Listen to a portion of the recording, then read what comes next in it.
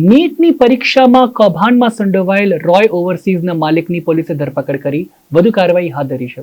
નીટની પરીક્ષામાં વિદ્યાર્થીઓ દ્વારા ચોરી કરાવવાનું મસમોટું કૌભાંડ ઝડપાયું છે.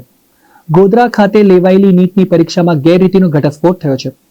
પરીક્ષાના ડેપ્યુટી સેન્ટર સુપ્રિન્ટેન્ડન્ટની ગાડીમાંથી મળી ₹7 લાખની રોકડ રકમ મળી આવી હતી.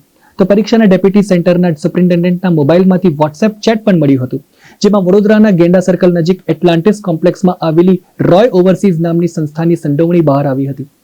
કુલ 6 વિદ્યાર્થીઓને ચોરી કરાવી એક વિદ્યાર્થી દીઠ ₹10 લાખ લેવાનું નક્કી થયો હતો.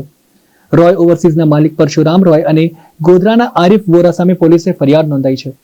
બંને પર વિશ્વાસઘાત, છેતરપિંડી, ભ્રષ્ટાચાર નિવારણ અધિનિયમની વિવિધ કલમો હેઠળ ફરિયાદ નોંધાઈ છે. એસઓજીએ ફરિયાદના આધારે પરશુરામ રોયની ધરપકડ કરી વધુ તપાસ હાથ ધરી છે. પોલીસે નીટની પરીક્ષામાં વિદ્યાર્થીઓ દ્વારા ચોરી કરાવવાના કૌભાંડમાં રોય ઓવરસીઝના માલિક પરશુરામ રોય, ગોધરાના આરિફ વોરા અને ગોધરાની જલારામ વિદ્યાલયના શિક્ષક તુષાર ભટ્ટની ધરપકડ કરી છે. એ બાબતે પરશુરામ રોય તેઓને હાલ ફતેગંજ એમની ઓફિસમાંથી હાલ એમને સકમન તરીકે અટકાયતમાં એસઓજીએ લીધેલા છે અને આગળની જે તપાસ છે એસઓજી પંચમહાલ જિલ્લાને અમે કરશું અને આગળથી જે પણ લીગલ કાર્યવાહી છે તે આપને માહિતી ચોક્કસથી શેર કરવામાં આવશે.